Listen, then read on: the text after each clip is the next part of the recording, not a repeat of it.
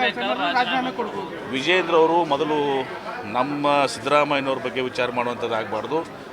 ವಿಜೇಂದ್ರ ಅವರು ಪೂರ್ಣಾವಧಿ ಇವತ್ತಿನ ದಿವಸ ಅಧ್ಯಕ್ಷರಾಗಿರ್ತಾರೆ ಅಂಥೇಳಿ ನಿಮ್ಗೆ ಯಾರಿಗಾರು ವಿಶ್ವಾಸ ಇದ್ದರೆ ಹೇಳಿಬಿಡಿ. ಅವ್ರ ಕುರ್ಚಿ 4 ಕಾಲು ಇದಾವಲ್ಲ, 3 ಕಾಲು ಹೋಗಿದ, ಒಂದೇ ಕಾಲ ಮೇಲೆ ಇವತ್ತಿನ ದಿವಸ ವಿಜೇಂದ್ರ ಅವರ ಕುರ್ಚಿ ನಿಂತದ.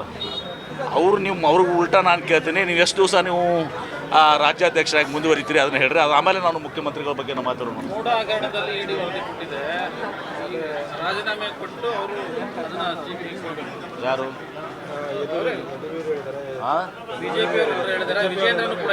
ಬಿ ಜೆ ಪಿಯವರು ನೋಡಿ, ಇಡಿ ಇರುವುದು ಯಾರ ಕಡೆ?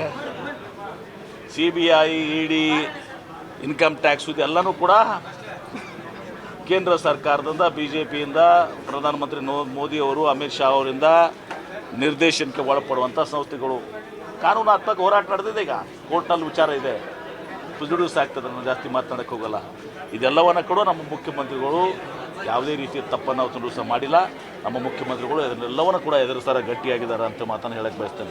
ಕಾಂಗ್ರೆಸ್ ಶಾಸಕರಿಂದಲೇ ಸರ್ಕಾರ ಬೀಳಿಸೋ ಕೆಲಸ ನಡೆದಿದೆ. ಕಾಂಗ್ರೆಸ್ ಶಾಸಕರಿಂದಲೇ ಸರ್ಕಾರ ನಮ್ಮ ಸರ್ಕಾರ ಬೀಳಿಸ್ಲಿಕ್ಕೆ ಯತ್ನಾಳ್ ಅವ್ರು ಹಂಗೆ ಹೇಳ್ತಾರೆ. ಬೆಳಗ್ಗೆ ಹೇಳ್ತಾರೆ, ಮಧ್ಯಾಹ್ನ ಹೇಳ್ತಾರೆ, ಸಾಯಂಕಾಲ ಹೇಳ್ತಾರೆ, 4 ಸಲ ಹೇಳ್ತಾರೆ, ಪ್ರತಿ ದಿವಸ ಒಂದೊಂದು.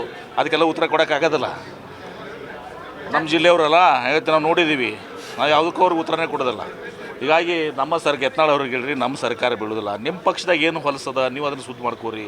ನೀವೇ ಹೇಳಿರಿ 2,000 ಕೋಟಿ ರೂಪಾಯಿ ಕರೋನದ ಹಗರಣ ಆಗ್ಯದ. ವಿಜೇಂದ್ರ ಬಗ್ಗೆ ಏನು ಹೇಳಿದಿರಿ, ಯಡಿಯೂರಪ್ಪ ಅವ್ರ ಬಗ್ಗೆ ಏನು ಹೇಳಿದಿರಿ, ಮಾರಿಷಸ್ನಾಗ ಹೋಗಿ 2,000 ಕೋಟಿ ರೂಪಾಯಿ ಇಟ್ಟು ಬಂದಾರ ಅಂತ ಹೇಳಿದಿರಿ.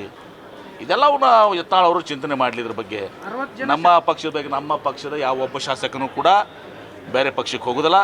BJPಯಿಂದ ಈಗ ನೋಡಿದಿರಿ, ಕೆಲವು ಶಾಸಕರು ನಮ್ಮ ಜೊತೆ ಗುರುತಿಸ್ಕೊಂಡಿದ್ದಾರೆ. ಗೊತ್ತಲ್ಲ ನಿಮ್ಗೆ, ಗೊತ್ತಿದ್ದವಲ್ಲ ಹೆಸರುಗಳು.